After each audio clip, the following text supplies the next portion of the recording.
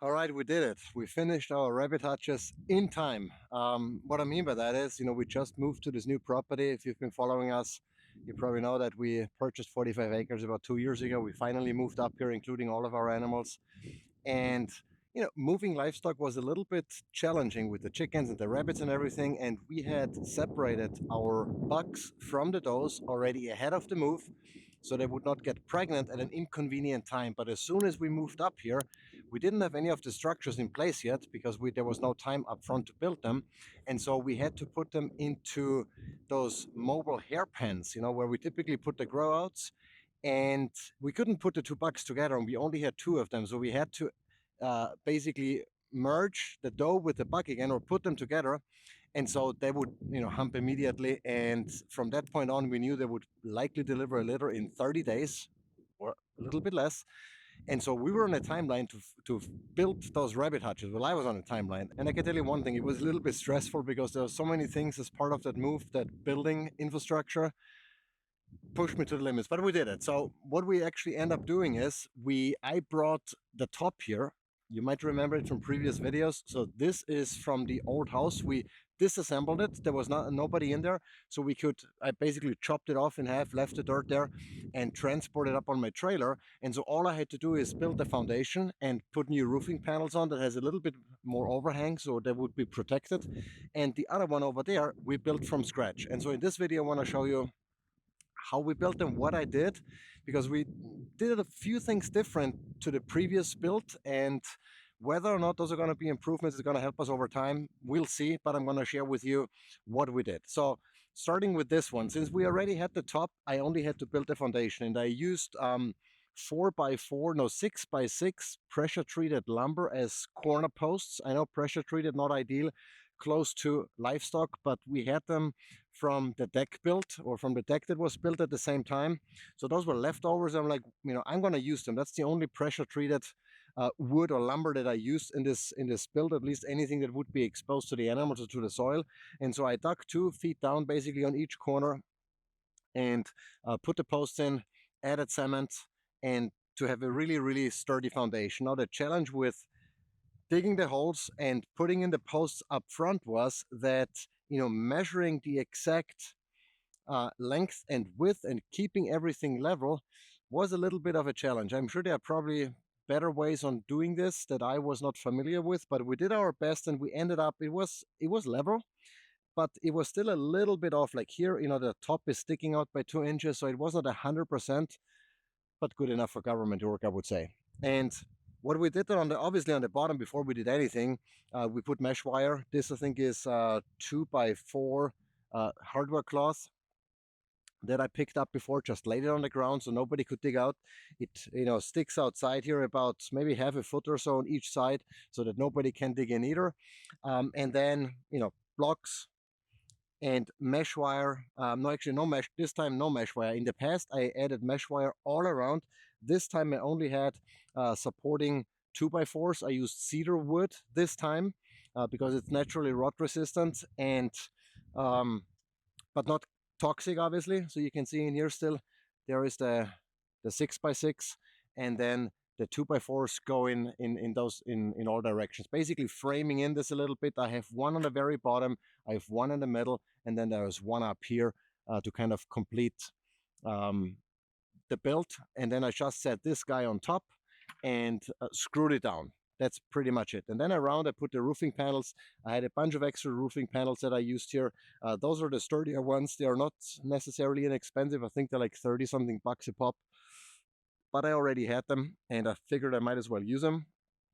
So those are 8 foot, and then we have 4 foot in this direction, maybe a little bit longer. It's maybe 50 or so in this direction, and just this guy on top. And then this time, instead of running the roofing panels along the long side, I decided to actually use a few more roofing panels, which again added to the cost.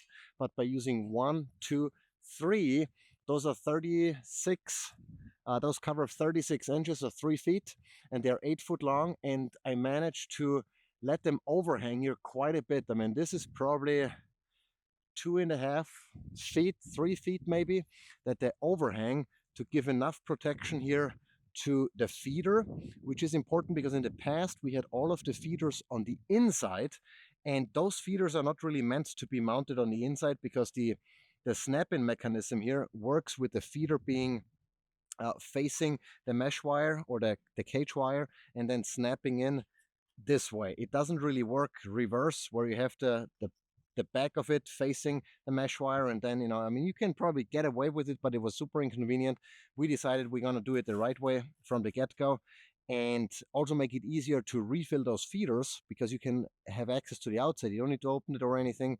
Super convenient. The same thing then goes with the watering. As we did in the past, this tubing is then hooked up on the back here to a pressure reducer and to a garden hose, and that is connected directly to our well water. So the advantage of that is I don't have to worry about refilling buckets and dealing with algae and exposing, the rabbits to potential microplastics or phthalates that, when the bucket comes in contact with UV, etc., that could potentially be an issue. We use those non-toxic garden hoses from Water Right.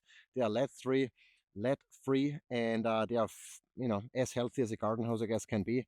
And so that makes it easy to water all of our rabbits without having to worry about, refilling. The downside of that approach obviously is that we can't really tell how much they drink because we don't see the water in the bucket going down. So that's a disadvantage. And then the second disadvantage is not really more so with the bucket, but equally so is when it freezes. This stuff freezes as well. And then we have to go in and, add water bowls like we did this morning because it was freezing. And so I can take this out now because the nipples are already thawed. But this one thing we do when it's super cold, we don't have that many freezing days, fortunately, here in Georgia. But when it does, we just fill up that bowl with water, put it in, and then in the afternoon when it warms up, we take it out and good to go. So this is what I did here with this hutch. I left all of the old chicken wire. I wish I didn't use chicken wire in the past, but it is what it is. I didn't replace it. And then this board here on the front is not decorative. It just covers the edge of the roofing panel, so you don't cut or scratch yourself, which could be an issue, especially with the kids as they handle the front here. And so I just put it over to protect it. It's pressure treated, but it's the rabbits cannot chew on it. It doesn't have contact with the ground, and there's likely not going to be a whole lot of leaching going on. And so I felt fine with having that here. Then on this side, this was the second hutch I built after I had this one completed. Well, and maybe another thing I should mention is, filling this guy with dirt was probably the most work because I had to do it with the wheelbarrow. Wheelbarrow by wheelbarrow, I had to go down all the way back there where our dirt pile is. That's from when they built the driveway and leveled the site for the house. They put all of the dirt back there. It's mostly, you can probably tell by looking in here, it is fairly good quality soil. Usually we have clay in Georgia, but this was all topsoil here. This is all dark soil. There is a lot of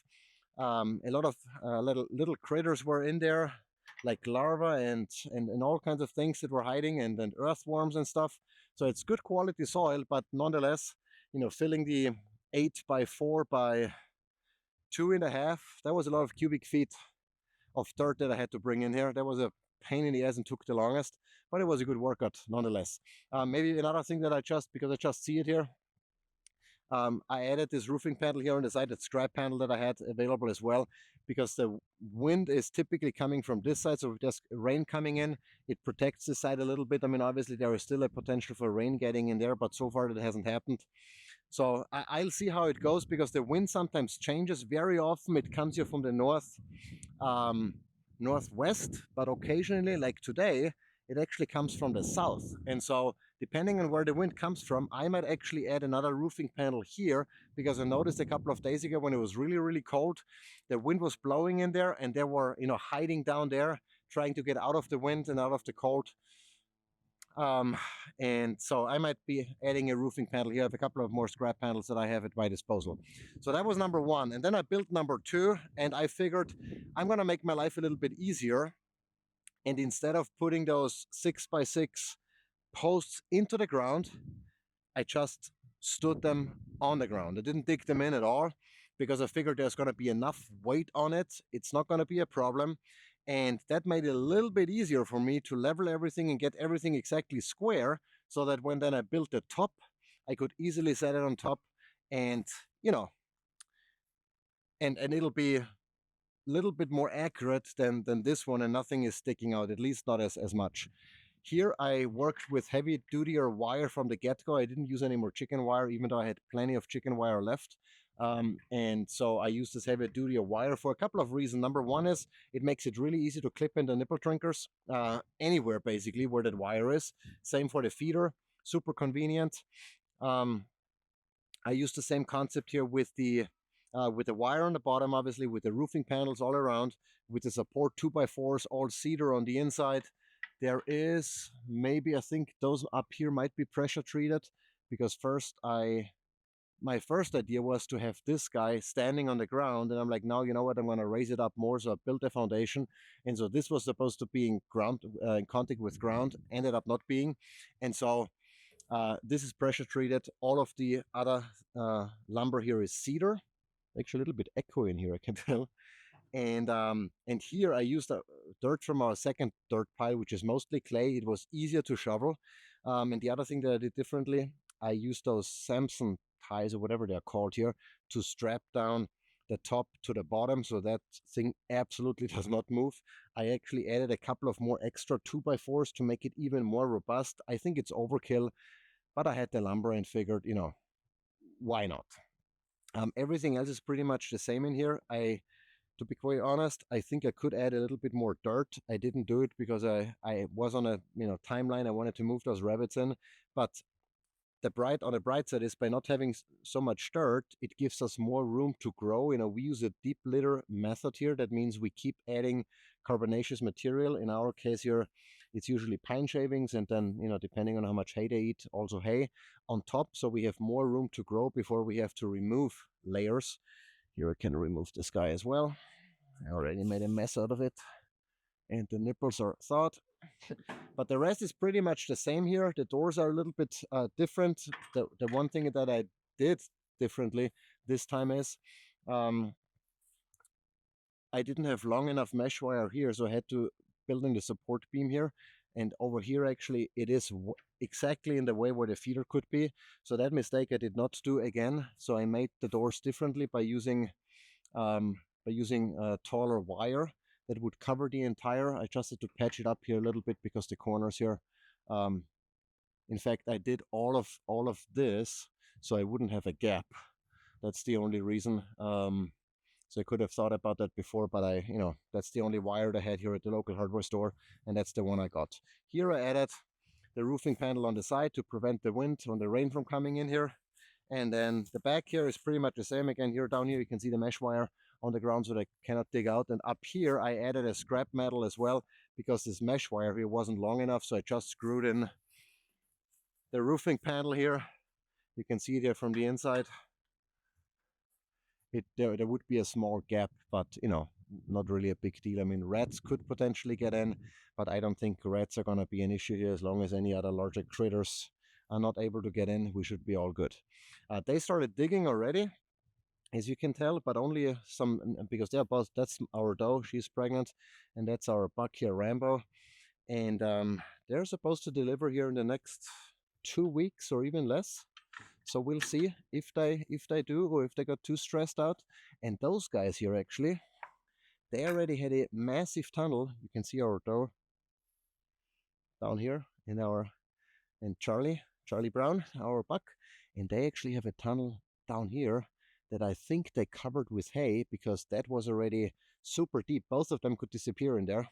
So they must have covered it, maybe in preparation for labor, or maybe she already delivered.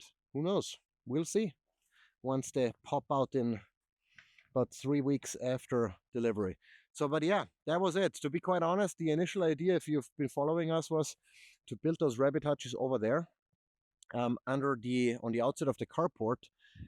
But we ended up not doing this because we are getting a second shed that will be right there, and then it would be too narrow because our existing shed is already full, and we have a lot of homesteading stuff that needs space.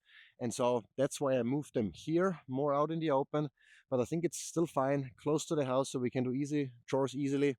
And I might even build a third one then, so we have, a quarantine area, or if we need to separate them for whatever reason, if we want to take a break from breeding or whatever, we can probably do this here. But yeah, that's it. Fairly straightforward. I like the build ultimately. It's not the prettiest one, but I think it's functional. It's sturdy. We've had some pretty strong winds already, and everything was fine, including the roofing panels, even though they stick out here a lot. I was actually considering at some point maybe adding a support beam here just for extra structure, but so far the winds have been not really challenging the roof here, and we'll probably be fine. So that is it. Our rabbits have a new home. We can't wait for babies. Both those are pregnant, or should be pregnant at least. So fingers crossed that they'll deliver. And once we have babies, we'll give you an update, and then we'll move them out there to the our mobile hair pens so they can enjoy the pasture and grow out on grass, how it's supposed to be. With that, we're going to wrap it up. If you'd like this video, give it a thumbs up. If I encourage you to check out all of our other rabbit raising videos, colony videos, all of the things that we've learned and some of the mistakes we've made. Check it out, and yeah, leave a comment if you have any questions. Share the video with someone who is interested in raising rabbits for meat. Until next time.